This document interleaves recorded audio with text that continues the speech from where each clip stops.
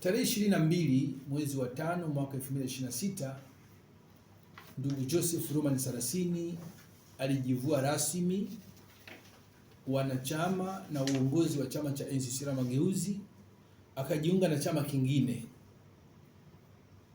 Kwa hiyo baada ya Saraceni kutoka NCCR Mageuzi, hatukuwa na sababu zozote hai na halali za kuendelea kumzungumzia Saraceni kwa sababu hayuko tena kwetu. Lakini katika mkutano wake na waandishi wa habari aliongea mambo mawili matatu ambayo chama kinalazimika kujibu, kwa sababu ikiachwa hivyo watu watamwamini kwamba alichosema ni kweli. Katika mkutano wake na waandishi wa habari, Saraceni aliuliza maswali mawili. Moja, kama je, chama cha NCCR Mageuzi bado ni chama cha upinzani au ni jumuiya ya Chama cha Mapinduzi? Lakini aliuliza pia lingine kwamba je, ilikuwa ni sahihi kwa NCCR Mageuzi kushiriki uchaguzi mkuu wa mwaka 2025 na wakati kuwa kuna kauli mbiu ya no reform no election. Kwa tumekuiteni hapa kubwa zaidi kujibu maswali yaliyoulizwa yanaleta upotofu kwa wananchi. Swali la kwanza, kama NCCR Mageuzi bado ni chama cha upinzani, tungependa kujibu swali kama ifuatavyo, kwamba NCCR Mageuzi sio tu kwamba ni chama cha upinzani. NCCR Mageuzi kwa sasa ndio chama kikuu cha upinzani, na msimamo huu unatokana na ukweli kwamba sasa hivi NCCR Mageuzi haitakiwi kuuliza tena maswali. NCCR Mageuzi inatakiwa kujibu hoja za wananchi. Na baada ya Dr. Avelin kuteuliwa kuwa mbunge na baadaye kuwa naibu waziri, amekwisha jibu maswali bungeni, maswali ya wananchi kupitia kwa wawakilishi wao. Kwa hiyo kitendo cha Avelin kuteuliwa kuwa naibu waziri, NCCR Mageuzi imepanda hadhi. NCCR Mageuzi kwa sasa hivi haitakiwi tena kulalamika.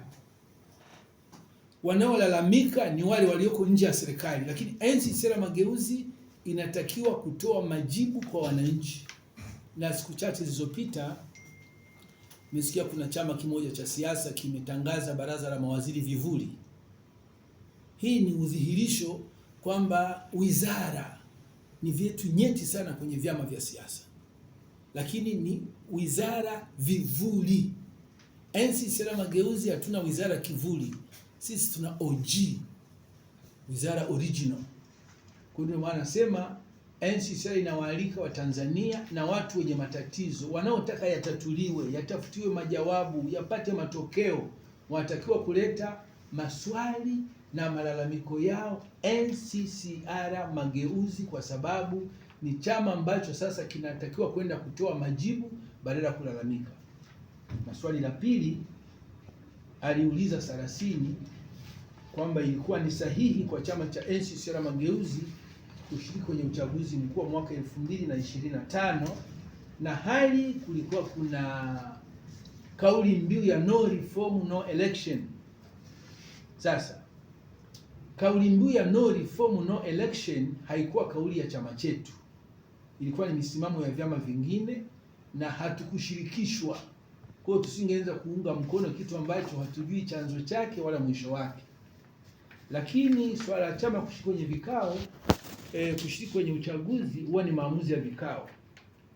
Mwaka jana vikao vya secretariat ya chama, vikao vya kamati kuu ya chama, halmashauri kuu ya chama pamoja na mkutano mkuu vilipitisha azimio la chama kushiriki kwenye uchaguzi mkuu wa mwaka 2025. Na miongoni mwa vikao hivyo viliongozwa na ndugu Joseph Saraceni kwamba chama kishiriki kwenye uchaguzi. Sasa kwenye uchaguzi wa mwaka jana tulikuwa tunatumia rasilimali muda, rasilimali watu na rasilimali fedha.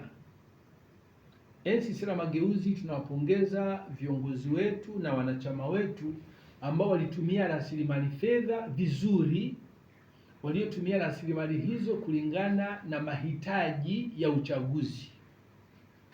Lakini tumesikitishwa sana na kitendo cha ndugu Joseph Saraceni, anadanganya umma kwamba yeye hakushiriki kwenye uchaguzi kwa sababu ya kauli mbiu ya no reform no election. Tulidhani kauli mbiu ya no reform no election aliyokuwa nayo Saraceni iliendana pia na kukataa fedha za chama. Ndugu Joseph Saraceni mwaka jana ameomba shilingi milioni 3.7 kwa ajili ya kushiriki kwenye uchaguzi, zilikuwa zina breakdown, dereva wake, posho, mambo